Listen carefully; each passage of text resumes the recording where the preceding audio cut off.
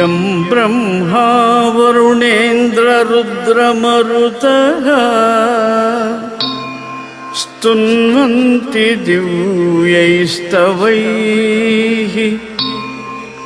वेदैः साङ्गपदक्रमोपनिषदैः गायन्ति यं सामगाः ध्यानावस्थिततद्गतेन मनसा पश्यन्ति यं योगिनो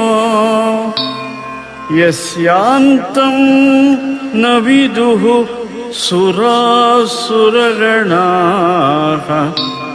देवाय तस्मै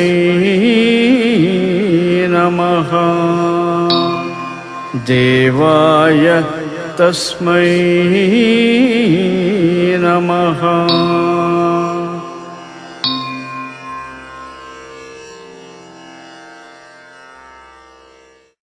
श्रुतिस्मृतिपुराणानाम् आलयं करुणालयं नमामि भगवत्पादं शङ्करं लोकशङ्करम् शङ्कराचार्य सच्छिष्यं ज्ञानिराजं तपोनिधिं नैष्कर्म्य सिद्धिकर्तारं सुरेश्वरमहं भजे। भारती करुणापात्रं भारती पदभूषणं भारती पदमारूढं भारती तीर्थमाश्रये विद्या विनय संपन्नं वीतरागं विवेकिनं वन्दे वेदान्त तत्त्वज्ञं विधुशेखर भारतीं वन्दे तं सच्चिदानन्दं यतिवर्यं महामतिं वेद वेदान्तसारज्ञं सद्गुरुं प्रणतोऽस्म्यहं श्रीगुरुं प्रणतोऽस्म्यहं सदाहं सम्प्रदायज्ञं संयमीन्द्रं सदाश्रयं सद्गुरुं सच्चिदानन्दं सदाचारं समाश्रये। श्रीमच्छङ्कर भगवत् पूज्य पाद महासद्गुरुभ्यो नमः। श्री श्री सद्गुरु सुरेश्वराचार्य पादुकाभ्यां नमः। श्री श्री सच्चिदानंदेन्द्र सरस्वती सद्गुरु पादुकाभ्यां नमः। नमो नमः सद्गुरु पादुकाभ्यां। ಭಗವದ್ ಭಕ್ತರು, ಮುಮುಕ್ಷ ಸಾಧಕರು, ಸದ್ಗುರು ಭಕ್ತರು, ವೇದಾಂತ ಪ್ರಿಯರು, ವೇದಾಂತಾರ್ಥ ಪರರು, ವೇದಾಂತಿಗಳು ಆಗಿರುವ ಆತ್ಮೀಯ ಪ್ರೇಮಾತ್ಮ ಸ್ವರೂಪಿಗಳಾದ ತಮ್ಮೆಲ್ಲರಿಗೂ ಇಂದಿನ ಸುಪ್ರಭಾತವನ್ನು ಹೇಳುತ್ತಾ, ಇಂದು ವಿಶ್ವಾವಸುನಾಮ ಸಂವತ್ಸರದಲ್ಲಿ ಉತ್ತರಾಯಣ ಶಿಶಿರ ಋತು ಮಾಘ ಮಾಸ ಕೃಷ್ಣ ಪಕ್ಷ ನವಮಿ ಉಪರಿ ದಶಮಿ ಬುಧವಾರ 2026ನೇ ಇಸ್ವಿ ಫೆಬ್ರವರಿ ಮಾಹೆಯಲ್ಲಿ ಇಂದು 11ನೇ ತಾರೀಖಿನ ಬುಧವಾರದ ಶುಭೋದಯವನ್ನು ಸುಪ್ರಭಾತವನ್ನು ತಮ್ಮೆಲ್ಲರಿಗೂ ತಿಳಿಸುತ್ತಾ ಇಂದಿನ ನೈಷ್ಕರ್ಮ್ಯ ಸಿದ್ಧಿ ಗ್ರಂಥವನ್ನ ಕುರಿತು ಪ್ರವಚನ ಕಾರ್ಯಕ್ರಮಕ್ಕೆ ತಮ್ಮೆಲ್ಲರಿಗೂ ಹೃತ್ಪೂರ್ವಕವಾದ ಪ್ರೇಮಪೂರ್ವಕವಾದ ಸುಸ್ವಾಗತ. ಖಾನಿಲಾಜ್ಞಬ್ಧರಿತ್ಯಂತಂ ಸೃಕ್ಫಣೀವೋದ್ಗತಂ. This call is now being recorded. ಹರಯೇ ಬುದ್ಧಿ ಸಾಕ್ಷಿಣಿ ಅಲಬ್ಧ್ವಾತಿಶಯಂ ಯಸ್ಮಾತ್ ವ್ಯಾವೃತ್ತಾಸ್ತಮಬಾಧಯಃ ಗರೀಯಸೇ ನಮಸ್ತಸ್ಮೈ ಅವಿದ್ಯಾಗ್ರಂಥಿಭೇದಿನಿ. ನಮೋ ನಮಃ ಸದ್ಗುರು ಸಚ್ಚಿದಾನಂದೇಂದ್ರ ಸರಸ್ವತೀ ಸದ್ಗುರು ಪಾದುಕಾಭ್ಯಾಂ. ಓಂ ಶಾಂತಿ ಶಾಂತಿ ಶಾಂತಿ. ಸುರೇಶ್ವರಾಚಾರ್ಯಾಣಾಂ ನೈಷ್ಕರ್ಮ್ಯ ಸಿದ್ಧೋ ತೃತೀಯಾಧ್ಯಾಯೇ ದಶಮ ಶ್ಲೋಕಃ. ನೈಷ್ಕರ್ಮ್ಯ ಸಿದ್ಧಿಯಲ್ಲಿ 3ನೇ ಅಧ್ಯಾಯ 10ನೇ ಶ್ಲೋಕವನ್ನ ನೋಡೋಣ. ಶ್ರೀ ಸುರೇಶ್ವರಾಚಾರ್ಯ ಉವಾಚ ನಿರ್ದುಃಖಿತ್ವಂ ತ್ವಮರ್ಥಸ್ಯ ತದರ್ಥೇನ ವಿಶೇಷಣಾತ್ ಪ್ರತ್ಯಕ್ತಾ ಚ ತದರ್ಥಸ್ಯ ತ್ವಂ ಪದೇನಾಸ್ಯ ಸನ್ನಿಧೇ. ಓಂ ಶಾಂತಿ ಶಾಂತಿ ಶಾಂತಿ. ಅದ್ಭುತವಾದ ಶ್ಲೋಕ, ನೆನಪಿಟ್ಟುಕೊಳ್ಳಬೇಕಾದ ಶ್ಲೋಕ, ಗಟ್ಟು ಮಾಡಿಕೊಳ್ಳಬೇಕಾದ ಶ್ಲೋಕ. ತತ್ವಮಸಿ ವಾಕ್ಯಕ್ಕೆ ಅವಾಕ್ಯಾರ್ಥವನ್ನ ಹೇಗೆ ಮಾಡಿಕೊಳ್ಳಬೇಕು ಎನ್ನುವುದನ್ನ ಉಪದೇಶ ಮಾಡುತ್ತಿರುವ ವೀರ ಶ್ಲೋಕವಿದು. ಧೀರ ಶ್ಲೋಕ, ಅದ್ಭುತವಾದ ಶ್ಲೋಕ. ಮತ್ತೊಮ್ಮೆ ಓದಿಬಿಟ್ಟು ಪದಚ್ಛೇದ ಮಾಡಿ ಗಟ್ಟು ಮಾಡಿಬಿಡಿ ದಯವಿಟ್ಟು. ನಿರ್ದುಃಖಿತ್ವಂ ತ್ವಮರ್ಥಸ್ಯ ತದರ್ಥೇನ ವಿಶೇಷಣಾತ್ ಪ್ರತ್ಯಕ್ತಾ ಚ ತದರ್ಥಸ್ಯ ತ್ವಂ ಪದೇನಾಸ್ಯ ಸನ್ನಿಧೇಃ. ನಮೋ ನಮಃ ಸದ್ಗುರು ಪಾದುಕಾಭ್ಯಾಂ. ಇದು ವೇದಾಂತ. ನೋಡಿ, ಈಗ ಪದವಿ ಭಾಗವನ್ನು ಮಾಡ್ತೇನೆ. ನಿರ್ದುಃಖಿತ್ವಂ ತ್ವಮರ್ಥಸ್ಯ ತದರ್ಥೇನ ವಿಶೇಷಣಾತ್ ಪ್ರತ್ಯಕ್ತಾ ಚ ತದರ್ಥಸ್ಯ ತ್ವಂ ಪದೇನ ಅಸ್ಯ ಸನ್ನಿಧೇಃ. ದಶಪದಾನಿ ಅಯಂ ದಶಮಃ ಶ್ಲೋಕಃ ದಶಪದಾತ್ಮಕಃ ದಶಪದ ಲಕ್ಷಣಾತ್ಮಕಃ ಶ್ಲೋಕಃ. 10 ಪದಗಳಿವೆ. ಬಹಳ ಓದ್ಬೇಕಂದ್ರಿ. ನನ್ಗೇನ್ ಆಸೆ ಅಂದ್ರೆ ಇಂಥ ನೈಷ್ಕರ್ಮ್ಯ ಸಿದ್ಧಿ ಗ್ರಂಥವನ್ನ ಕುರಿತು ನಾನೇನು ಪ್ರವಚನ ಮಾಡ್ತಾ ಇದ್ದೇನೆ, ನೀವು ಕೇಳ್ತಾ ಇದ್ದೀರ, ತುಂಬಾ ಸಂತೋಷ. ಅನುಸಂಧಾನ ಮಾಡ್ತಾ ಬಂದ್ಬಿಟ್ರೆ ಅಹಂ ಬ್ರಹ್ಮ ಆತ್ಮ ಅರ್ಥ ಆಗ್ಬಿಡುತ್ತೆ. ಏನ್ ಶ್ಲೋಕ ಮಾಡಿದ್ದಾರೆ, ಏನು ಆನಂದವಾಗಿದೆ. ಇದಕ್ಕಿಂತ ಹೆಚ್ಚಿನ ಆನಂದ ಉಂಟೆ ಯತಿವರೇಣ್ಯರಾದ ಮಹಾತ್ಮರಿಗೆ. ಶ್ಲೋಕ ಓದ್ತಾ ಇದ್ರೆ ಎಲ್ಲ ಯತಿಗಳಿಗೂ ಬ್ರಹ್ಮಾನಂದ. ಸನ್ಯಾಸಿಗಳಿಗೆ ಈ ಶ್ಲೋಕ ಜಾಮೂನ್ ಊಟದಂತೆ ಇದೆ. ಈ ಶ್ಲೋಕಕ್ಕೆ ಪೂಜ್ಯರಾದ ವಾರ್ತಿಕಕಾರರು ಆಗಿರುವ ಭಗವಾನ್ ಸುರೇಶ್ವರಾಚಾರ್ಯರವರು ಒಂದು ಅವತರಣಿಕಾ ವಾಕ್ಯ ಬರೆದಿದ್ದರು. ಓದ್ತೇನೆ. ಕುತಃ ಅವಾಕ್ಯಾರ್ಥ ಅವಸೀಯತೆ ಇತಿ ಚೇತ್ ತತ್ಪ್ರತಿಪತ್ಯರ್ಥಂ ವಿಶೇಷಣ ವಿಶೇಷಯೋಃ ಸಾಮರ್ಥ್ಯೋಕ್ತಿ. ಯಾರು ಹೇಳಿಲ್ಲ ಇಷ್ಟು ಸುಂದರವಾಗಿ ತತ್ವಮಸಿ ವಾಕ್ಯಕ್ಕೆ ಅರ್ಥವನ್ನು ಯಾರು ಹೇಳಿಲ್ಲ. ಭಗವತ್ಪಾದ ಶಂಕರರು ಅನಂತರ ಸುರೇಶ್ವರಾಚಾರ್ಯರು ಇಬ್ಬರೇ ಹೇಳಿದ್ದಾರೆ. ತತ್ವಮಸಿ ವಾಕ್ಯಾತ್ ಅದನ್ನು ಸೇರಿಸ್ಕೊಳ್ಳಿ. ಛಾಂದೋಗ್ಯೋಪನಿಷತ್ತಿನಲ್ಲಿ ಶ್ವೇತಕೇತುವೆಂಬ ಜಿಜ್ಞಾಸುವಿಗೆ ಉದ್ದಾಲಕನೆಂಬ ಆಚಾರ್ಯನು ಉಪದೇಶ ಮಾಡ ಏನಂತ, ಸಯೇಶೋ ಅಣಿಮಾ ಐತದಾತ್ಮ್ಯಮಿದಗಂ ಸರ್ವಂ ತತ್ಸತ್ಯಂ ಸಾತ್ಮ ತತ್ವಮಸಿ ಶ್ವೇತಕೇತೋ. ಅದ್ಭುತವಾದ ಮಂತ್ರ 9 ಸಲ ಬಂದಿದೆ. ಇಲ್ಲಿ ಪ್ರಧಾನವಾಗಿ ಬೇಕಾದದ್ದು ತತ್ವಮಸಿ ಶ್ವೇತಕೇತೋ, ತತ್ವಮಸಿ ಹೇ ಸನ್ಯಾಸಿನ್, ತತ್ವಮಸಿ ಯತಿ ಪುಂಗವ, ತತ್ವಮಸಿ ಹೇ ಮುಮುಕ್ಷ, ತತ್ವಮಸಿ ಹೇ ಮಾನವ, ತತ್ವಮಸಿ ಹೇ ಜಿಜ್ಞಾಸ. ಎಲ್ಲ ಬಂದೆಯ,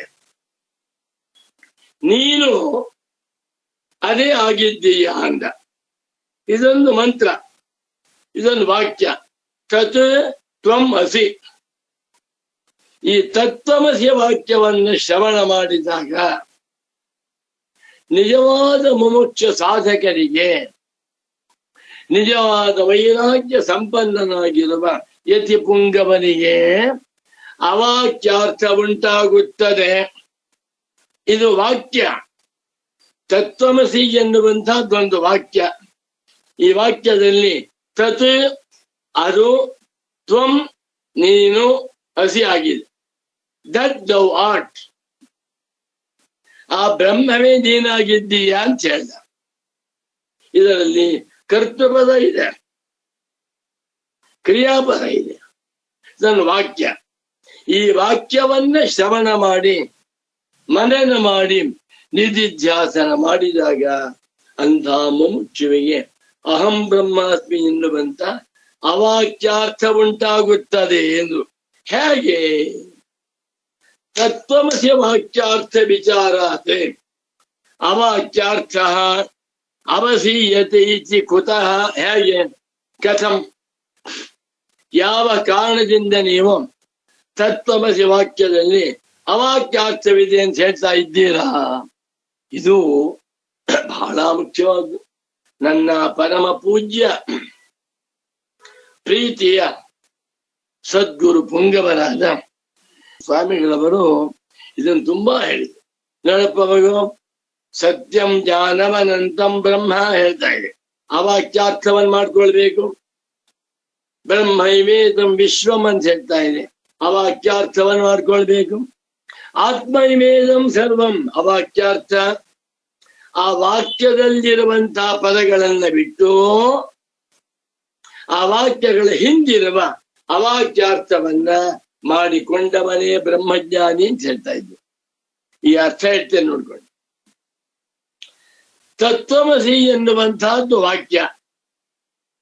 ಇದರಿಂದ ಅವಾಕ್ಯಾರ್ಥ ಕುತಃ ವಸೀಯತೆ, ಅವಾಕ್ಯಾರ್ಥ ಉಂಟಾಗುತ್ತದೆ ಅಂತ ಹೇಳ್ತಾ ಇದ್ದೀರಲ್ಲ, ಇದು ಕುತಃ, ಹೇಗೆ, ಕಥಂ ಅಂತ ಕೇಳಿದ್ರೆ, ತತ್ ಪ್ರತಿಪತ್ಯರ್ಥಂ ತತ್ ಪ್ರತಿಪಾದನಾರ್ಥಂ ತತ್ವಮಸಿ ವಾಕ್ಯ ಶ್ರವಣಾತ್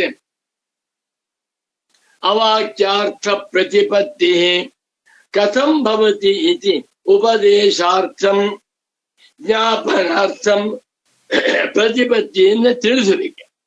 ಪ್ರತಿಪತ್ಯರ್ಥಂ ತಿಳಿಸುವುದಕ್ಕಾಗಿ ಇಲ್ಲಿ ವಿಶೇಷಣ ವಿಶೇಷಯೋ ಸಾಮರ್ಥ್ಯೋಕ್ತಿ, ವಿಶೇಷಣ ವಿಶೇಷಗಳಿಗೆ ಸಂಬಂಧ ಉಂಟು ಅಂತ ಹೇಳ್ತಾ ಇದ್ದಾರೆ.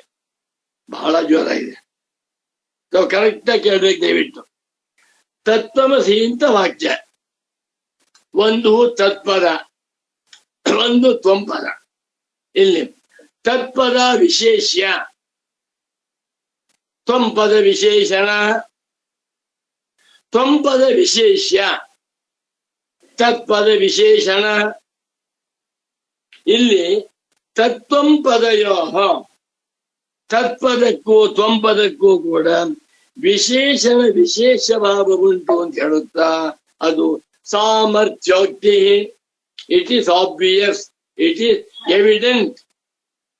ಯಾವಾಗ ನೀವು ತತ್ವಮಸಿ ವಾಕ್ಯಕ್ಕೆ ವಿಶೇಷಣ ವಿಶೇಷ ಭಾವದಿಂದ ಅರ್ಥ ಮಾಡಿಕೊಳ್ಳುತ್ತೀರೋ ಆಟೋಮೆಟಿಕ್ ಆಗಿ ನಿಮಗೆ ಅವಾಕ್ಯಾರ್ಥ ಉಂಟಾಗುತ್ತದೆ. ಅಲ್ಲಿ ತತ್ಪದವೂ ಇಲ್ಲ, ತ್ವಂಪದವೂ ಇಲ್ಲ, ಅಧಿಪದವೂ ಇಲ್ಲ. ತತ್ಪದಾರ್ಥಕ್ಕೆ ವಾಚ್ಯವಾಗಿರುವ ಬ್ರಹ್ಮಾಂದಿನಿಗಿಂತ ಭಿನ್ನವಾಗಿಲ್ಲ. ತ್ವಂಪದಕ್ಕೆ ವಾಚ್ಯನಾಗಿರುವಂತಹ ನೀನು ಬ್ರಹ್ಮಕ್ಕೆ ಭಿನ್ನವಾಗಿಲ್ಲ ಅನ್ನುವಂತಹದ್ದು ನಮಗೆ ಗೊತ್ತಾಗುತ್ತದೆ ಎನ್ನುವುದನ್ನ ಹೇಳುವುದಕ್ಕಾಗಿ ಇದಾನಿಂ ಶ್ಲೋಕಂ ಉದಾಹರತಿ ಭಗವಾನ್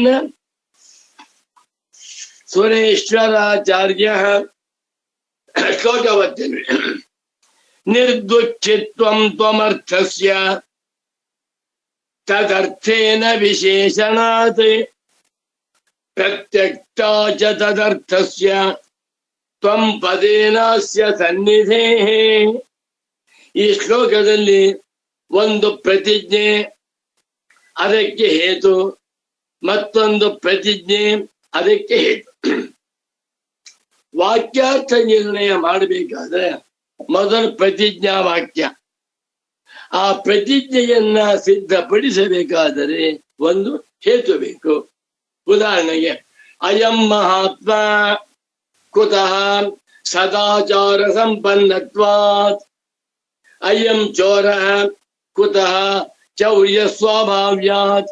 ಪರಮ ಪೂಜ್ಯ ಸಚ್ಚಿದಾನಂದೇಂದ್ರ ಸರಸ್ವತಿ ಮಹಾಸ್ವಾಮಿನಃ ಜೀವನ್ ಮುಕ್ತಃ ಕುತಃ ಸರ್ವದಾ ಸಚ್ಚಿದಾನಂದ ಸ್ವರೂಪತ್ವಾತ್. ಒಂದು ಪ್ರತಿಜ್ಞೆ, ಮತ್ತೊಂದು ಹೇತು. ಹೇತುಂಬಿನ ಪ್ರತಿಜ್ಞಾನ ಸಿದ್ಧತೆ ನ್ಯಾಯ ತೋರಿಸ್ತಾ ಇದ್ದಾನೆ. ಈಗ ಅನ್ವಯ ಹೇಳ್ತೇನೆ. ತ್ವಮರ್ಥಸ್ಯ ನಿರ್ದುಃಖಿತ್ವಂ ಕುತಃ ತದರ್ಥೇನ ವಿಶೇಷಣಾತ್. ಒಂದು ಚ ತದರ್ಥಸ್ಯ ಪ್ರತ್ಯಕ್ತಾ ಜ್ಞಾಯತೆ ಕುತಃ ಅಸ್ಯ ತ್ವಂ ಪದೇನ ಸನ್ನಿಧೇಃ. ಎಷ್ಟು ಚೆನ್ನಾಗಿ ಬರೀತಾರಪ್ಪ ಸುರೇಶ್ವರಾಚಾರ್ಯ, ಅದ್ಭುತ. ಇಂಥ ಮಹಾತ್ಮರನ್ನ ನಾನು ನೋಡ್ಬೇಕು ಅನ್ಸುತ್ತೆ. ನನ್ನ ಪರಮ ಪೂಜ್ಯ ಪ್ರೀತಿಯ ಸದ್ಗುರು ಪುಂಗವರಾದ ಸಚ್ಚಿದಾನಂದೇಂದ್ರ ಸರಸ್ವತಿ ಸ್ವಾಮಿಗಳು ನನಗೆ 16 ವರ್ಷಗಳ ಕಾಲ ವೇದಾಂತದ ರಸದೌತಣವನ್ನ ಮಾಡಿಸಿದ್ದಾರೆ. ಅನ್ನ ಕೊಟ್ಟು, ಬಟ್ಟೆ ಕೊಟ್ಟು, ವಾಸ ಕೊಟ್ಟು ಪಾಠವನ್ನು ಅನುಗ್ರಹ ಮಾಡಿದ್ದಾರೆ. ಅವರ ದೇಹ ತ್ಯಾಗ ಮಾಡಿ ಸುಮಾರು 50 ವರ್ಷವಾಯ್ತು. ಇವಾಗ ಅನ್ಸುತ್ತೆ ಅವ್ರ ಪಾಠವನ್ನೆಲ್ಲ ನೆನಪು ಮಾಡಿಕೊಡ್ತಾ ಇದ್ದಾಗ ಆ ಮಹಾತ್ಮರನ್ನ ನೋಡ್ಬೇಕು, ಪುನಃ ಅವರಿಗೆ ಭಿಕ್ಷೆ ಹಾಕ್ಬೇಕು, ಅವರಿಗೆ ಸ್ನಾನವನ್ನ ಮಾಡಿಸಬೇಕು, ಅವರ ಕೌಪೀನವನ್ನ ಒಗೆಯಬೇಕು, ಕೈ ಹಿಡ್ಕೊಂಡು ವಾಕ್ಯ ಮಾಡಿಸ್ಬೇಕು ಅನ್ಸುತ್ತೆ. ಅದೇ ರೀತಿ ಶಂಕರ ಭಗವತ್ ಪೂಜ್ಯ ಪಾದಾಚಾರ್ಯರ ವಾಕ್ಯ ಪುಂಜವನ್ನ ನೋಡುವಾಗ ಆ ಮಹಾತ್ಮನನ್ನ ನೋಡಬೇಕು. 16 ವರ್ಷದ ಬಾಲಕ ಶಂಕರನ ಬಾಯಿನಿಂದ ಎಂಥ ಅದ್ಭುತವಾದಂಥ ಮಾತು ಬಂದಿದೆ ಅನ್ಸುತ್ತೆ. ಅದೇ ರೀತಿಯಲ್ಲಿ ಸುರೇಶ್ವರಾಚಾರ್ಯರ ಈ ವಾಕ್ಯವನ್ನೆಲ್ಲ ಓದ್ತಾ ಇದ್ದಾಗ ಆ ಮಹಾತ್ಮನನ್ನ ನೋಡ್ಬೇಕು ಅನ್ಸುತ್ತೆ. ಈಗ ಅರ್ಥ ಹೇಳ್ತೇನೆ. ತ್ವಮರ್ಥಸ್ಯ ತತ್ ತ್ವಂ ಅಸಿ ತತ್ತು ಇತಿ ತದರ್ಥಃ ತ್ವಮಿತಿ ತ್ವಮರ್ಥಃ ಅಸಿ ಇತಿ ಅಸ್ಯರ್ಥ. ಮೂರಿದೆ. ಮೊಟ್ಟ ಮೊದಲು ತ್ವಂ ಅಂತ ಮಧ್ಯ ಇದೆ. ತತ್ 1ನೇ ಪದ, ಅಸಿ 3ನೇ ಪದ, ಮಧ್ಯವಿರುವಂತಹ ಪದ ತ್ವಂ. ತ್ವಂ ಅಂದ್ರೇನು? ನೀನು. ತ್ವಂ ಯುವಾಂ ಯೂಯಂ ತ್ವಾಂ ತ್ವ ಯುವಾಂ ವಾಂ ಯುಷ್ಮಾನ್ ವಹ ತ್ವಯ ಯುವಾಭ್ಯಾಂ ಯುಷ್ಮಾಭಿಃ ತುಭ್ಯಂ ತೇ ಯುವಾಭ್ಯಾಂ ವಾಂ ಯುಷ್ಮಭ್ಯಂ ವಹ ತ್ವತ್ ಯುವಾಭ್ಯಾಂ ವಹ ತವ ತೇ ಯುವಯೋಃ ವಾಂ ಯುಷ್ಮಾಕಂ ವಹ ತ್ವಯಿ ಯುವಯೋಃ ಯುಷ್ಮಾಸು ಶಬ್ದ. ಈ ತ್ವಂ ಅನ್ನುವಂತಹದ್ದು ಪ್ರಥಮ ವಿಭಕ್ತಿ ಏಕವಚನ ರೂಪ. ತ್ವಮರ್ಥಸ್ಯ ತ್ವಂ ಇತಿ ಪದೇನ ಯಃ ಉಚ್ಯತೆ ಸಹ ತ್ವಂ ಪದಾರ್ಥ ಜೀವಃ. ಅಲ್ವಾ? ನೀನು ಎನ್ನುವಾಗ ಯಾರವನು ಜೀವಾತ್ಮ, ಒಬ್ಬ ಜಿಜ್ಞಾಸು, ಒಬ್ಬ ಶಿಷ್ಯ, ಒಬ್ಬ ಮುಮುಕ್ಷು ಅಥವಾ ಯತಿವರೆಣ್ಯ. ತ್ವಮ್ಮನ್ನುವಂತ ಅರ್ಥಕ್ಕೆ ನಾವೆಲ್ಲ ಮಾಡ್ಕೊಂಡಿರುವಂತ ಅರ್ಥವೇನು? ಸಂಸಾರಿ, ದುಃಖಿ. ಯಾರನ್ನೇ ಕೇಳಿ, ಜೀವ ಎಂದ ಕೂಡಲೇ ತಾಪತ್ರಯಗಳ ಮೂಟೆ, ಏನೇನೋ ದುಃಖ. ಈ ತ್ವಮರ್ಥಸ್ಯ ತ್ವಂ ಅನ್ನುವಂತಹ ಶಬ್ದವನ್ನು ಇಟ್ಕೊಂಡು ಅದಕ್ಕೆ ಅರ್ಥವಾಗಿರುವಂತಹ ಜೀವನಿಗೆ ನಿರ್ದುಃಖಿತ್ವಂ, ನಿರ್ಗತಾನಿ ದುಃಖಾನಿ ಯಸ್ಮಾತ್ ಸಹ ನಿರ್ದುಃಖಿ ತಸ್ಯ ನಿರ್ದುಃಖಿನಃ ನಿರ್ದುಃಖಿನಃ ಭಾವ ನಿರ್ದುಃಖಿತ್ವಂ. ತ್ವಂ ಅನ್ನುವಂತಹ ಶಬ್ದವನ್ನ ಇಟ್ಟುಕೊಂಡು ಆ ಶಬ್ದಕ್ಕೆ ಅರ್ಥವಾಗಿರುವಂತಹ ಜೀವಾತ್ಮನನ್ನು ಕುರಿತು ಶ್ರುತಿ ಹೇಳ್ತಾ ಇದೆ, ನೀನು ಯಾವ ಯಾವ ದುಃಖವೂ ಇಲ್ಲದಿರುವ ಆತ್ಮನಾಗಿದ್ದೀಯೇ. ಬಾ ನಿರ್ದುಃಖಿತ್ವಂ ತ್ವಮರ್ಥಸ್ಯ. ನಾವುಗಳು ನಮ್ಮನ್ನ ಸಂಸಾರಿಗಳಾದ ದುಃಖಿಗಳಾದ ಸಂಸಾರಿಗಳು ಮಾಡ್ಕೊಂಡಿದ್ದೇನೆ. ಶ್ರುತಿ ಹೇಳ್ತಾ ಇದೆ, ತ್ವಂ ನೀನು ತದಸಿ ಆ ಬ್ರಹ್ಮವೇ ಆಗಿದ್ದೀಯ ಅಂತ ಹೇಳುವಾಗ ಇವನಿಗೆ ನೂರಾರು ದುಃಖಗಳು ಉಂಟಲ್ಲ, ಯಾವ ದುಃಖಗಳು ನಿನಗಿಲ್ಲ. ನೀನು ಅವಿದ್ಯೆಯಿಂದ ಅಧ್ಯಾಸದಿಂದ ನಿನ್ನ ಮೈ ಮೇಲೆ ದುಃಖಗಳನ್ನ ಆರೋಪಣೆ ಮಾಡ್ಕೊಂಡಿದ್ದೀಯ ಅಂತ ಅರ್ಥ. ತ್ವಮರ್ಥಸ್ಯ ತ್ವಂ ಪದಸ್ಯ ತ್ವಂ ಅರ್ಥಸ್ಯ. ತ್ವಂ ಅನ್ನುವಂಥ ಪದಕ್ಕೆ ತತ್ ಅನ್ನುವಂಥ ಪದಾರ್ಥದ ಜೊತೆಯಲ್ಲಿ ಸಂಬಂಧ. ತ್ವಂ ಅನ್ನುವಂಥ ಪದಾರ್ಥಕ್ಕೆ ತತ್ ಪದಾರ್ಥದ ವಿಶೇಷಣವಾಗಿರುವುದರಿಂದ ನಿರ್ದುಃಖಿತ್ವಂ ಯಾವ ದುಃಖಗಳು ಇಲ್ಲದೆ ಇರುವಂತಹ ಬ್ರಹ್ಮ ಅಂತ ಅರ್ಥ. ಯಾಕೆ ತ್ವಮರ್ಥ ಲೋಕೆ ಪ್ರಸಿದ್ಧ ದುಃಖಿ ಸಂಸಾರಿ, ಅದು ತಪ್ಪು. ಶಾಸ್ತ್ರ ಹೇಳ್ತಾ ಇದೆ, ತ್ವಂ ನೀನು ತದಸಿ ಆ ಬ್ರಹ್ಮವಾಗಿದ್ದೀಯ. ಬ್ರಹ್ಮ ಅಂದ್ರೇನು? ನಮ್ಮೆಲ್ಲರಿಗೂ ತಿಳಿದಿರುವಂತೆ ಸತ್ಯಂ ಜ್ಞಾನಮನಂತಂ ಬ್ರಹ್ಮ, ವಿಜ್ಞಾನಮಾನಂದಂ ಬ್ರಹ್ಮ, ಆನಂದ ಸ್ವರೂಪಂ ಬ್ರಹ್ಮ, ಅದ್ವಿತೀಯಂ ಬ್ರಹ್ಮ, ಪ್ರತ್ಯಗಾತ್ಮಭೂತಂ ಬ್ರಹ್ಮ. ತ್ವಂ ಅನ್ನುವಂಥ ಅರ್ಥಕ್ಕೆ ಜೀವಾತ್ಮರಿಗೆ ನಿರ್ದುಃಖಿತ್ವಂ ಯಾವ ದುಃಖಗಳು ಇಲ್ಲದಿರುವ ಪರಬ್ರಹ್ಮವೇ ಆಗಿದ್ದೀಯ ಅಂತ ಅರ್ಥ. ಹೇಗೆ ಗೊತ್ತು? ತದರ್ಥೇನ ವಿಶೇಷಣಾತ್. ನೋಡಿ, ತ್ವಮರ್ಥಕ್ಕೆ ತದರ್ಥದಿಂದ ವಿಶೇಷಣ ಹೇಳುತ್ತಿರುವುದರಿಂದ ಇಲ್ಲಿ ತತ್ವಮಸಿ ಎನ್ನುವಾಗ ತ್ವಂ ಅನ್ನುವಂಥದ್ದು ವಿಶೇಷ್ಯ ಸಬ್ಜೆಕ್ಟ್. ಇದಕ್ಕೆ ವಿಶೇಷಣ ಅಬ್ಜೆಕ್ಟಿವ್ ಯಾವುದು? ತತ್. ನೀನು ಆ ಬ್ರಹ್ಮ ಸ್ವರೂಪನಾಗಿದ್ದೀಯ. ಬ್ರಹ್ಮ ಸ್ವರೂಪನಾಗಿರುವ ನೀನು ಇದ್ದೀಯೇ. ತದರ್ಥದಿಂದ ತತ್ತನ್ನುವಂತಹ ಶಬ್ದಕ್ಕೆ ಯಾವುದು ಅರ್ಥವೋ ಬ್ರಹ್ಮ. ಬ್ರಹ್ಮ ಹೇಗಿದೆ? ಆನಂದ ಬ್ರಹ್ಮೇ ದಿವ್ಯಜಾನಾತ್, ಆನಂದಾಜ್ಯೇವ ಖಲ್ವಿಮಾನಿ ಭೂತಾನಿ ಜಾಯಂತಿ, ಆನಂದೇ ನ ಜಾತಾನಿ ಜೀವಂತಿ, ಆನಂದಂ ಪ್ರಯಂತಿ ವಿಸಂವಿಶಂತೀತಿ, ಸೈಷಾ ಭಾರ್ಗವೀ ವಾರುಣೀ ವಿದ್ಯಾ ಪರಮೇ ವ್ಯೋಮನ್ ಪ್ರತಿಷ್ಠಿತ. ಅದ್ಭುತ ಅದ್ಭುತ ಪರಮಾದ್ಭುತ. ಇದನ್ನ ನೀವು ಪರಮ ಪೂಜ್ಯ ಸಚ್ಚಿದಾನಂದೇಂದ್ರ ಸರಸ್ವತಿ ಸ್ವಾಮಿಗಳವರ ಬಾಯಿ ನೀವು ಕೇಳಿ. ನಾನು ಅದ್ ಮಾಡ್ಕೊಂಡಿದ್ದೇನೆ. ನನ್ನನ್ನು ನಾನು ಒಬ್ಬ ಮನುಷ್ಯ, ನಾನು ಗಂಡಸು, ನಾನು ಗೃಹಸ್ಥ, ನಂಗೆ 58 ವರ್ಷ ವಯಸ್ಸಾಗಿದೆ ಅಂತಿರ್ವಿ. ಇದೆಲ್ಲ ತಪ್ಪು. ಬರೀ ನೀನ್ ಯಾರು ಗೊತ್ತಾ? ತತ್ವಂ ತದ್ರೂಪವಾಗಿರುವ ತಮ್ಮಾಗಿದ್ದೀಯ. ಈ ವಿಶೇಷಣ ಕೊಟ್ಟಾಗ ಆ ವಿಶೇಷಣವು ಅನ್ಯಾರ್ಥವನ್ನ ತಳ್ಳಿ ಹಾಕುತ್ತದೆ. ಬಹಳ ಅದ್ಭುತ ವ್ಯಾಕರಣ ಇದು. ತ್ವಮರ್ಥಸ್ಯ ತ್ವಂ ಅನ್ನುವಂತಹ ಶಬ್ದಕ್ಕೆ ಅರ್ಥವಾಗಿರುವಂತಹ ಜೀವಾತ್ಮನಿಗೆ ನಿರ್ದುಃಖಿತ್ವಂ ದುಃಖದ ಸಂಬಂಧವಿಲ್ಲದಿರುವಿಕೆ ಅಂತ ಅರ್ಥ. ಹೇಗೆ ಗೊತ್ತು? ತ್ವಂ ಅರ್ಥಸ್ಯ ತದರ್ಥೇನ ವಿಶೇಷಣಾತ್, ತ್ವಂ ಪದಸ್ಯ ತತ್ಪದೇನ ವಿಶೇಷಣಾತ್. ಒಂದು ತ್ವಂ ಪದ, ಮತ್ತೊಂದು ತತ್ಪದ. ಒಂದು ತ್ವಮರ್ಥ, ಮತ್ತೊಂದು ತದರ್ಥ. ತತ್ತಂದ್ರೇನು? ಅದೊಂದು ಯಾವುದು? ಸ ಯೇಷೋ ಅಣಿಮ ಐತದಾತ್ಮಮಿದಗಂ ಸರ್ವಂ ತತ್ ಸತ್ಯಂ ಸ ಆತ್ಮ. ಇದು ತತ್.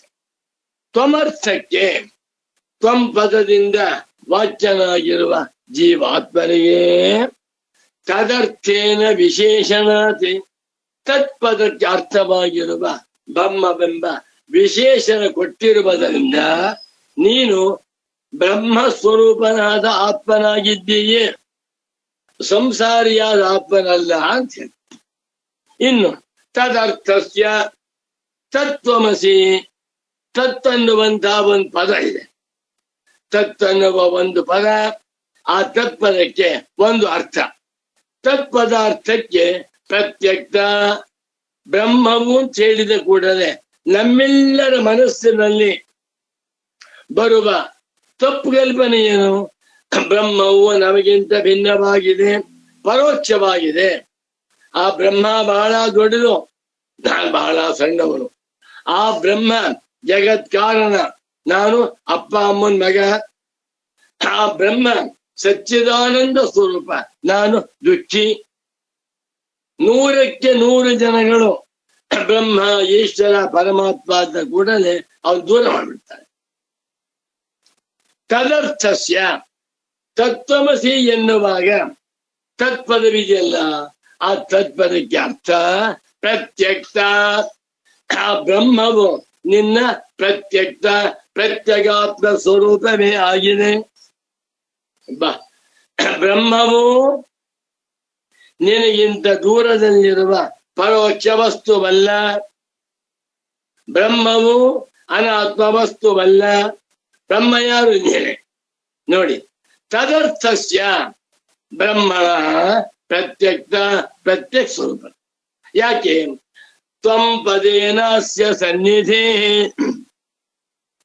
ತತ್ಪದಾರ್ಥ ವಿಶೇಷ್ಯ. ವಿಶೇಷಣ ಯಾವುದು? ತ್ವಂ ಪದ ತತ್ಪದಾರ್ಥ. ತತ್ಪದಾರ್ಥ ವಿಶೇಷವಾದಾಗ ತ್ವಂ ಪದಾರ್ಥವೇ ವಿಶೇಷಣ.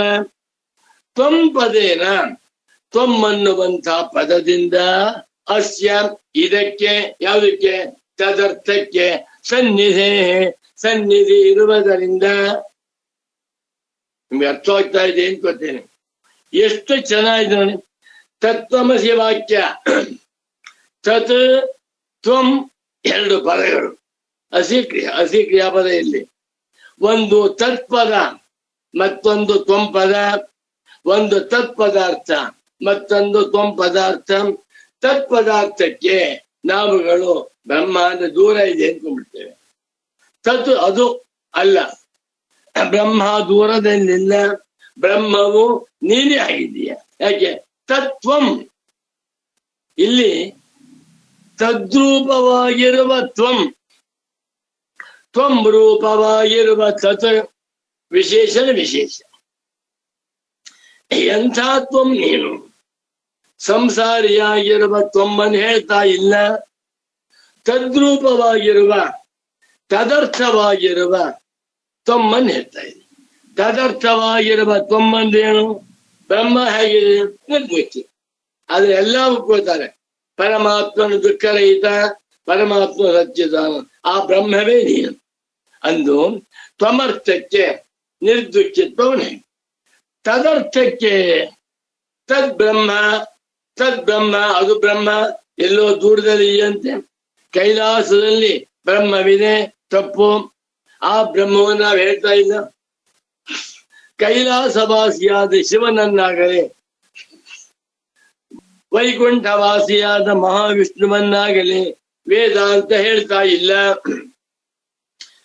ಪ್ರತ್ಯಕ್ಷ ಪ್ರತ್ಯಗಾತ್ಮತ್ವಂ. ಆ ಬ್ರಹ್ಮವು ಎಂಥ ಬ್ರಹ್ಮ? ತ್ವಂ ರೂಪವಾಗಿರುವ ಬ್ರಹ್ಮ, ತ್ವಂ ಅನ್ನುವ ವಿಶೇಷಣದಿಂದ ಕೂಡಿಕೊಂಡಿರುವ ತದರ್ಥವಾಗಿರುವ ವಿಶೇಷವಾದ ಬ್ರಹ್ಮ. ಯಾಕೆ ಅಂದ್ರೆ ತ್ವಂ ಪದೇನ ಅಸ್ಯ ಸನ್ನಿಧಿ, ಅಸ್ಯ ತತ್ಪದಾರ್ಥಕ್ಕೆ ತ್ವಂ ಪದದಿಂದ ಸನ್ನಿಧಿ ಇರುವುದರಿಂದ ತತ್ಪದದ ಜೊತೆಯಲ್ಲಿಯೇ ತ್ವಂ ಪದವಿದೆ, ತ್ವಂ ಪದದ ಜೊತೆಯಲ್ಲಿಯೇ ತತ್ಪದವಿದೆ. ಹೀಗೆ ವಿಶೇಷ ಭಾವದಿಂದ ನೋಡಿದಾಗ ಅವಾಚ್ಯಾರ್ಥ ಉಂಟಾಗುತ್ತದೆ. ಏನು ಕಷ್ಟ ಇಲ್ಲ. ಇದು ನೋಡಿ, ತದೇವ ತ್ವಂ ಅಂತ ಅರ್ಥವಾದಾಗ ತತ್ಪದಾರ್ಥ ಬಿಟ್ಟಾಯ್ತು. ತತ್ಪದಕ್ಕೆ ಜೀವತ್ವ, ಜೀವತ್ವ ಬಿಟ್ಟಾಯ್ತು. ತತ್ವಮಸಿ ಅಂತ ಹೇಳುವಾಗ ತತ್ಪದಕ್ಕೆ ವಿಶೇಷಣವಾಗಿ ತ್ವಂಪದ ಹೇಳ್ತಾ ಇದ್ದಾರೆ. ತ್ವಂಪದಕ್ಕೆ ವಿಶೇಷಣವಾಗಿ ತತ್ಪದ ಹೇಳ್ತಾ ಇರುವುದರಿಂದ ಬ್ರಹ್ಮವು ತನಗಿಂತ ಬೇರೆಯಾಗಿದೆ ಎನ್ನುವಂತಹ ಭ್ರಮಿತ ಅದು ಬಿಟ್ಟಾಯ್ತು. ಎರಡೂ ಬಿಟ್ಟೋಗಲಾಗಿ ಉಳಿದುಕೊಳ್ಳುವಂತಹದ್ದೇ ಅವಾಚ್ಯಾರ್ಥ. ಇದಕ್ಕೆ ಪೂಜ್ಯ ಸದ್ಗುರುಗಳ ಕ್ಲೇಶಾಪಹರಣಿ ಓದ್ತೇನೆ. ಇದು 290ನೇ ಪುಟ, ಅದು ಶುಮಾನ. ಸಾಮಾನಾಧಿಕರಣ್ಯಂ ಪದ ಪದಾರ್ಥಯೋ ಹೆಡ್ಡಿಂಗ್ ಫಸ್ಟ್ ಕ್ಲಾಸ್ ಆಗಿದೆ. ಇಲ್ಲಿ ಪದಯೋ ಸಾಮಾನಾಧಿಕರಣ್ಯಂ ಪದಾರ್ಥಯೋಶ್ಚ ಸಾಮಾನಾಧಿಕರಣ್ಯಂ. ಪೂಜ್ಯ ಸದ್ಗುರುಗಳು ಹೆಡ್ಡಿಂಗ್ ಕೊಡೋದ್ರಲ್ಲಿ ನಿಶ್ಚಯಗಳು ಅದ್ಭುತ ನೋಡಿ. ಸಾಮಾನಾಧಿಕರಣ್ಯಂ ಯಾವುದಕ್ಕೆ? ಪದ ಪದಾರ್ಥಯೋ ಪದೇಚ ಪದಾರ್ಥೌ ಚ ಪದ ಪದಾರ್ಥೌ ಅಥವಾ ಪದಂಚ ಪದಾರ್ಥಶ್ಚ ಪದ ಪದಾರ್ಥೌ ತಯೋ ಪದ ಪದಾರ್ಥಯೋ ತತ್ಪದ ತ್ವಂ ಪದಗಳಿಗೂ ಸಾಮಾನಾಧಿಕರಣ್ಯ. ತತ್ಪದಾರ್ಥ ತ್ವಂ ಪದಾರ್ಥಕ್ಕೂ ಸಾಮಾನಾಧಿಕರಣ್ಯೇನೋಪದೇಶ. ಯಾರು ಹೇಳ್ತಾರೆ ಸ್ವಾಮಿ? ಸುಮ್ಮನೆ ಪಂಡಿತರು. ತತ್ವಮಸಿ ಶ್ರುತಿ ಹೇಳ್ತಾ ಇಲ್ಲ, ಅದರ ಹೂರ್ಣ ಅರ್ಥ ಇಲ್ಲ. ತತ್ವಮಸಿಯ ಹೂರ್ಣ ಅರ್ಥವಾಗಿರುವಂತಹದ್ದಿಬ್ಬರಿಗೆ ಚೆನ್ನಾಗಿ ಅರ್ಥವಾಗಿರುವಂತಹದ್ದು ನನ್ನ ಪರಮ ಪೂಜ್ಯ ಪ್ರೀತಿಯ ಸದ್ಗುರು ಪುಂಗವರಾದ ಶ್ರೀ ಶ್ರೀ ಸಚ್ಚಿದಾನಂದೇಂದ್ರ ಸರಸ್ವತಿ ಸ್ವಾಮಿಗಳಿಗೆ. ಆಮೇಲೆ ಆ ಶ್ಲೋಕವನ್ನ ರಚನೆ ಮಾಡಿರುವಂತ ಭಗವಾನ್ ಸುರೇಶ್ವರಾಚಾರ್ಯರಿಗೆ. ಪದ ಪದಾರ್ಥಯೋ ತತ್ವಂ ಪದಯೋ ಸಾಮಾನಾಧಿಕರಣ್ಯಂ ತತ್ವಂ ಪದಾರ್ಥಯೋಶ್ಚ ತತ್ಪದಾರ್ಥ ತ್ವಂ ಪದಾರ್ಥಯೋಶ್ಚ ಸಾಮಾನಾಧಿಕರಣ್ಯಂ. ಶುರು ಮಾಡ್ತಾರೆ. ತತ್ರ ವಿಶೇಷ ವಿಶೇಷಣ ಭಾವಾತ್ ವಿರುದ್ಧಾಂಶಯೋ ಗತಂ ವ್ಯಾವೃತ್ತಿ. ವಿಶೇಷಣ ವಿಶೇಷ ಭಾವದಿಂದ ತ್ವಂ ಪದ ವಿಶೇಷ್ಯ ತತ್ಪದ ವಿಶೇಷಣ, ತತ್ಪದ ವಿಶೇಷ್ಯ ತ್ವಂ ಪದ ವಿಶೇಷ. ಈ ವಿಶೇಷ ವಿಶೇಷಣ ಭಾವದಿಂದ ವಿರುದ್ಧಾಂಶವಾಗಿರುವಂತ ವಿರುದ್ಧ ಅಂಶಗಳಿಗೆ ವ್ಯಾವೃತ್ತಿ ಹೇಗೆ? ತೊಂಬಂದು ಜೀವ, ತತ್ತೊಂದು ಜೀವನಿಗೆ ಸಂಸಾರಿತ್ವ, ಬ್ರಹ್ಮವಾಗಿದ್ದಾನೆಯೇ. ಜೀವಸ್ಯ ಬ್ರಹ್ಮಾತ್ಮತ್ವಂ ವಿರುದ್ಧಂ ವಿರುದ್ಧಾಂಶ, ಬ್ರಹ್ಮಣ ಜೀವಾತ್ಮತ್ವಂಚ ವಿರುದ್ಧಾಂಶ. ಇದರ ವ್ಯಾವೃತ್ತಿ ಹೇಗೆ? ಜೀವನು ಜೀವನಲ್ಲ, ಬ್ರಹ್ಮವು ಪರೋಕ್ಷವಲ್ಲ ಅಂತ ಹೇಗಾಗುತ್ತೆ ಅಂದರೆ ಇತಿ ಶಂಕಾ ಸಮಾಧಾನಾರ್ಥಮೇವ. ಈ ಶಂಕೆಯನ್ನು ತಳ್ಳಿ ಹಾಕುವುದಕ್ಕಾಗಿ ಶ್ಲೋಕಂ ಅವತಾರಯತಿ ಭಗವಾನ್ ಸುರೇಶ್ವರ. ಎಷ್ಟು ಚೆನ್ನಾಗಿ ಬರೀತಾರೆ ಗುರುಗಳು. ನನಗೆ ನನ್ನ ಸರ್ವಸ್ವವೂ ಆಗಿರುವ ಪರಮ ಪೂಜ್ಯ ಸಚ್ಚಿದಾನಂದೇಂದ್ರ ಸರಸ್ವತಿ ಸ್ವಾಮಿಗಳ ಎಷ್ಟು ಹೊಗಳಿದ್ರೂ ಕೂಡ ತೃಪ್ತಿನೇ ಇಲ್ಲ. ಸುಮ್ಮನೆ ಹೊಗಳೋದಲ್ಲ, ಅವ್ರ ವಾಕ್ಯ ಓದ್ತಾ ಓದ್ತಾ ಆನಂದವಾಗ್ಬಿಡುತ್ತೆ, ತುಂಬಾ ಸಂತೋಷವಾಗುತ್ತೆ. ನಿರ್ದುಃಖಿತ್ವಮಿತಿ ತ್ವಮರ್ಥಸ್ಯ ತ್ವಂ ಇತಿ ಪದಸ್ಯ ಅರ್ಥಃ ಯಃ ಸಹ ತ್ವಮರ್ಥಃ. ಇಲ್ಲಿ ತ್ವಮರ್ಥ ಯಾರು? ಶ್ವೇತಕೇತು, ನೀನು. ಶ್ವೇತಕೇತೋ ತದರ್ಥೇನ ತೇಜೋಬನ್ನ ತದ್ವಿಕಾರ ಲಕ್ಷಣ ಜಗತ್ ಕಾರಣಭೂತ ಸದ್ಬ್ರಹ್ಮಣ ವಿಶೇಷಣಾತ್. ತ್ವಂ ಅರ್ಥ ಯಾವುದು? ಶ್ವೇತಕೇತು, ಅವನ್ ತಾನೆ ನೀನು ಅಂತ ಹೇಳ್ತಾ ಇದ್ದಾನೆ. ಶ್ವೇತಕೇತು ಯಾರು? ಒಬ್ಬ ಜೀವಾತ್ಮ. ಅವನಿಗೆ ತತ್ಪದೇನ ವಿಶೇಷಣಾತ್. ತತ್ತಂದೇನು? ತೇಜಸ್ಸು, ಅಪ್ಪು, ಅನ್ನ, ಅದರ ವಿಕಾರ ಲಕ್ಷಣವಾಗಿರುವಂತಹ ಜಗತ್ತು. ಇದಕ್ಕೆ ಕಾರಣಭೂತವಾಗಿರುವ ಸದ್ರೂಪವಾದ ಬ್ರಹ್ಮದ ವಿಶೇಷಣವನ್ನ ಕೊಟ್ಟಿರುವುದರಿಂದ ನಿರ್ದುಃಖಿತ್ವಂ ದುಃಖಿತ್ವ ವ್ಯಾವೃತ್ತಿರ್ದರ್ಶಿತ ಭವತಿ. ದುಃಖಿತ್ವ ಇಲ್ಲ ಅಂತ ಹೇಳ. ಬ್ರಹ್ಮ ದುಃಖ ಉಂಟ, ಬ್ರಹ್ಮ ಸ್ವರೂಪನಾಗಿರುವ ನೀನು ಅಂತ ಹೇಳಿದ್ದರಿಂದ ಜೀವಾತ್ಮನಾಗಿರುವ ಶ್ವೇತಕೇತುವಿಗೆ ದುಃಖವಿಲ್ಲ ಅಂತ ಹೇಳಿದಾಗ ಆಯ್ತು. ಒಂದು ಅಸ್ಯ ತದರ್ಥಸ್ಯ ಯಥೋಕ್ತ ಸದ್ಬ್ರಹ್ಮಣಶ್ಚ ತ್ವಂ ಪದೇನ ಸನ್ನಿಧೆ. ಮುಂದೆ ಇನ್ನೊಂದು ತತ್ಪದ ಇದೆ. ತದರ್ಥ, ತತ್ಪದಿ ಬ್ರಹ್ಮ ಅಂತ ಅರ್ಥ. ಬ್ರಹ್ಮ ಯಾರು ಅಂದ್ರೆ ನೀನೇ. ಆ ಬ್ರಹ್ಮಕ್ಕೆ ಯಥೋಕ್ತ ಸದ್ಬ್ರಹ್ಮ ಲಕ್ಷಣಸ್ಯ. ಹಾ ಬಂದೆ ಶ್ರೀರಾಮ್. ಯಥೋಕ್ತ ಸದ್ಬ್ರಹ್ಮಣಶ್ಚ ತ್ವಂ ಪದೇನ ಸನ್ನಿಧೇ. ಆ ತತ್ಪದವನ್ನ ಬಳಸಿ ಆ ತತ್ಪದಕ್ಕೆ ತ್ವಂ ಪದದ ಅರ್ಥದಿಂದ ಸನ್ನಿಧಿ ಇರುವುದರಿಂದ ಪಕ್ಪಕ್ಕಲ್ಲಿ ತ್ವಂ ಸ್ವರೂಪನಾಗಿರುವ ತತ್ ಸ್ವರೂಪವಾಗಿರುವ ತ್ವಂ ಹತ್ತಿರದಲ್ಲಿರುವುದರಿಂದ ತ್ವಂ ಪದಾರ್ಥೇನ ತ್ವಂ ಅನ್ನುವಂತಹ ಪದಾರ್ಥಕ್ಕೆ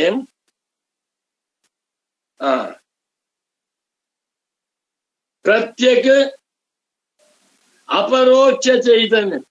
ಪ್ರತ್ಯೇಕ ಅಪರೋಕ್ಷ ಚೈತನ್ಯೇನ ವಿಶೇಷಣಾತ್ ಪ್ರತ್ಯುಕ್ತ. ಶ್ರೀರಾಮ್ ಜೈ ರಾಮ್ ಜಯ ಜಯ. ತ್ವಂ ಅನ್ನುವಂತಹ ಪದಕ್ಕೆ, ತ್ವಂ ಪದಾರ್ಥಕ್ಕೆ ತತ್ಪದಾರ್ಥ ವಿಶೇಷಣ ಕೊಟ್ಟಿದ್ದಾರೆ.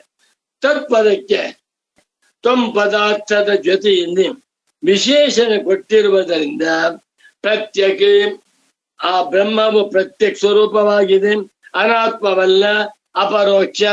ಬ್ರಹ್ಮವು ನಿನಗಿಂತ ಪರೋಕ್ಷವಾದ ದೂರವಿರುವಂತಹ ವಸ್ತುವಲ್ಲ ಎಂದು ವಿಶೇಷಣ ಕೊಟ್ಟಿರುವುದರಿಂದ ಅಲ್ಲಿ ಪರೋಕ್ಷತ್ವವನ್ನ ತಳ್ಳಿ ಹಾಕ್ತಾ ಇದೆ. ಪರಾಕ್ತ್ವ ಪಾರೋಕ್ಷ್ಯಯೋ ವ್ಯಾವೃತ್ತಿಶ್ಚ ದರ್ಶಿತ ಭವತಿ ಇತ್ಯರ್ಥ.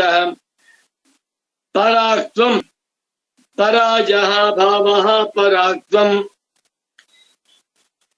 ಪರೋಕ್ಷವಾಗಿರುವಿಕೆ ಮತ್ತು ಪರಾಕ್ತ್ವಂ ಅಪರೋಕ್ಷಯೋ ಬ್ರಹ್ಮವು ತನಗಿಂತ ಭಿನ್ನವಾಗಿದೆ ಮತ್ತು ಪರೋಕ್ಷವಾಗಿದೆ ಎನ್ನುವಂತ ಎರಡೂ ದೋಷಗಳನ್ನ ವ್ಯಾವೃತ್ತಿ ದರ್ಶಿತ ಭವತಿ ತಳ್ಳಾಗದಂತೆ ಆಯ್ತು.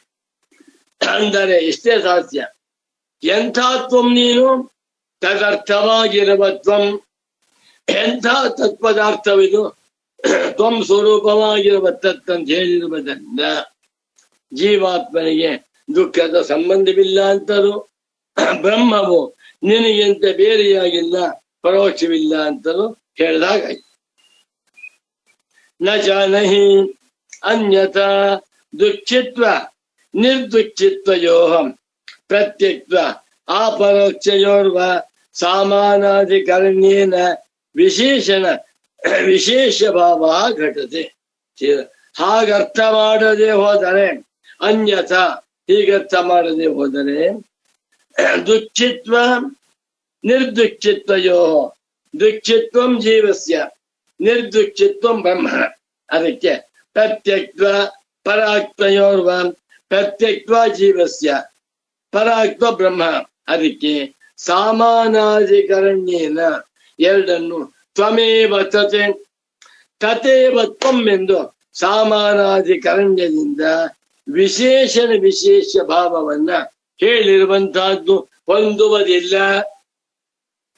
ತತ್ವಮಸಿ ವಾಕ್ಯದಲ್ಲಿ ಜೀವಾತ್ಮನಿಗೆ ನಿರ್ದುಃಖಿತ್ವವನ್ನು, ಬ್ರಹ್ಮಕ್ಕೆ ಅಪರೋಕ್ಷತ್ವವನ್ನು, ಪ್ರತ್ಯಕ್ಷ ಸ್ವರೂಪವನ್ನು ಹೇಳ್ತಾ ಇದ್ದಾರೆ. ದೃಷ್ಟಸ್ತು ಲೋಕದಲ್ಲಿ ಕಂಡಿದೆ. ತತ್ವಂ ಪದಯೋ ಅತ್ರ ಸಾಮಾನಾಧಿಕರಣ್ಯೇನ ಪ್ರಯೋಗ.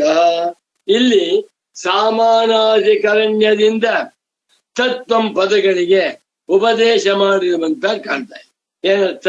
ತದೇವ ತ್ವಂ ತ್ವಮೇವ ತತ್ವ ಪ್ರಯೋಗವಿದೆ. ತೇನ ಅದರಿಂದ ಅವಗಮ್ಯತೆ ನಮಗೆ ತಿಳಿತಾ ಇದೆ. ಏನು ನ ವಿಶಿಷ್ಟಾರ್ಥಯ ಏಕತ್ವ ಮತ್ತು ವಿವಕ್ಷಿತಂ, ವಿಶಿಷ್ಟವಾದ ಅರ್ಥವುಳ್ಳಂತ ತತ್ವಂ ಪದಗಳಿಗೆ ಇಲ್ಲಿ ಏಕತ್ವ ಹೇಳ್ತಾ ಇಲ್ಲ. ನೋಡಿ, ತತ್ಪದಕ್ಕೆ ಅರ್ಥ ಬ್ರಹ್ಮ, ತ್ವಂ ಪದಕ್ಕೆ ಅರ್ಥ ಇದು ಪದಾರ್ಥ ವಾಕ್ಯಾರ್ಥ.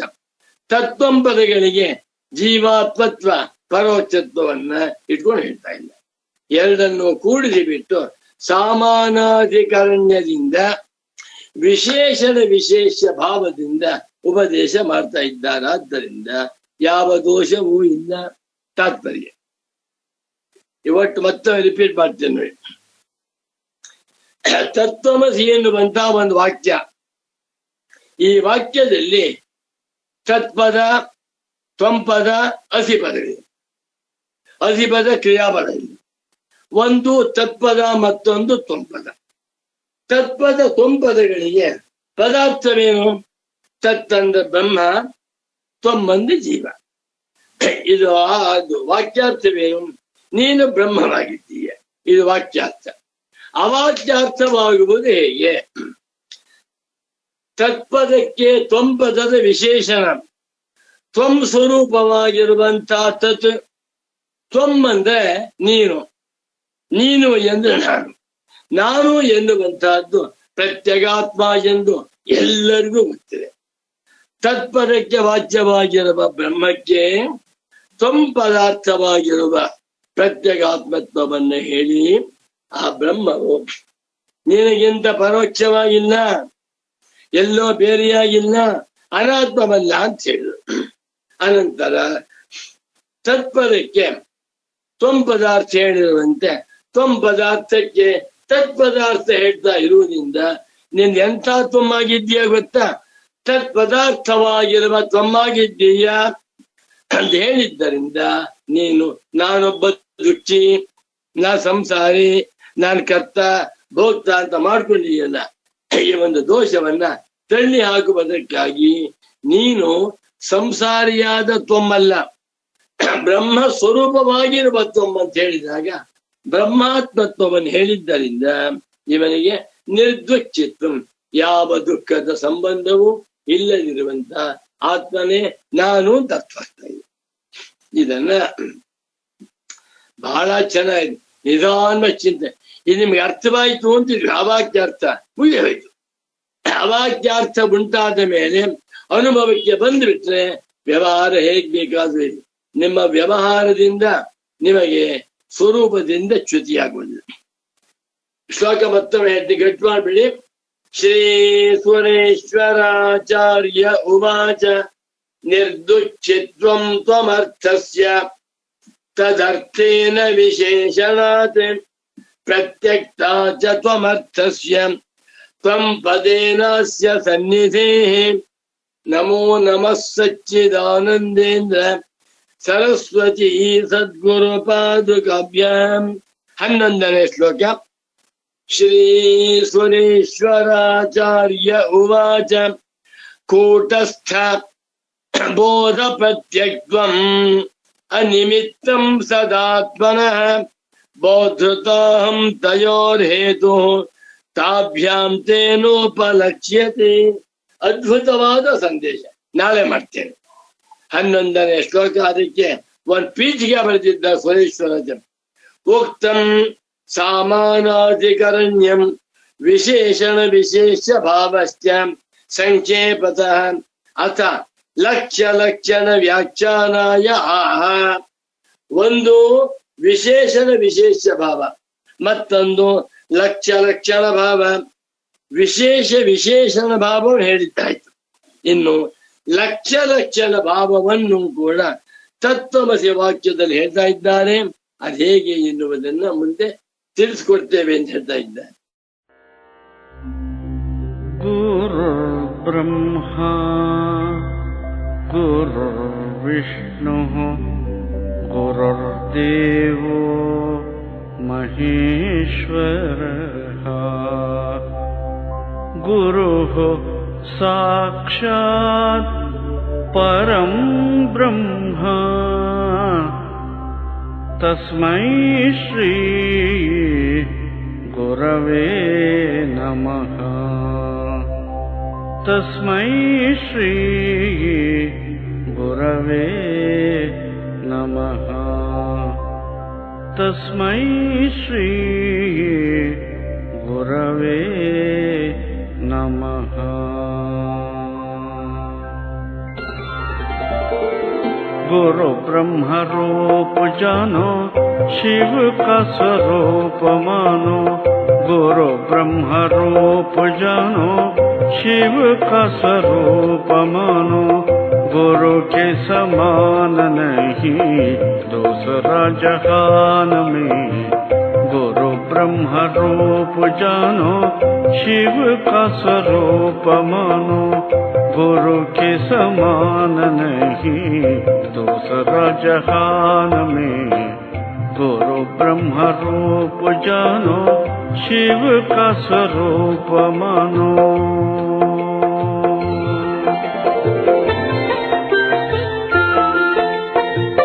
पाप से बचावे गुरु, ज्ञान से सिखावे गुरु। पाप से बचावे गुरु, ज्ञान से सिखावे गुरु। ब्रह्म से मिलावे गुरु, तुरीय पद ज्ञान में।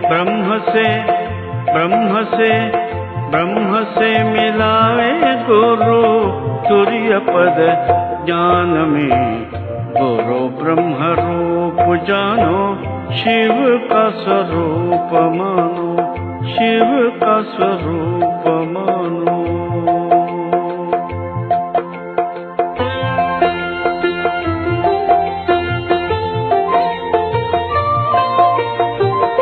यह श्रुति वेद कहता, गुरु बिना ज्ञान कैसा।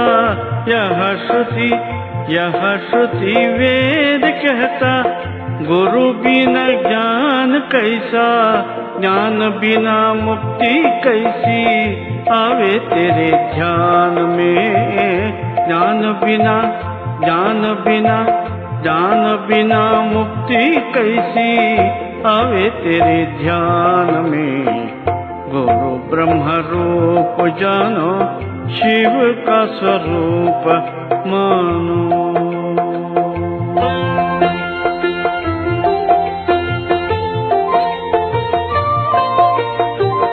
छल कपट त्याग दीजे, गुरु जी की सेवा कीजे। छल कपट त्याग दीजे, गुरु जी की सेवा कीजे। सद्गुरु की चरण लीजे, खेलिए मैदान में। सद्गुरु की सद्गुरु की चरण लीजे, खेलिए मैदान में। गुरु ब्रह्म रूप जानो, शिव का स्वरूप मानो। गुरु के समान नहीं दूसरा जहान में। गुरु ब्रह्म रूप जानो, शिव का स्वरूप मानो। शिव का स्वरूप मानो। शिव का स्वरूप मानो।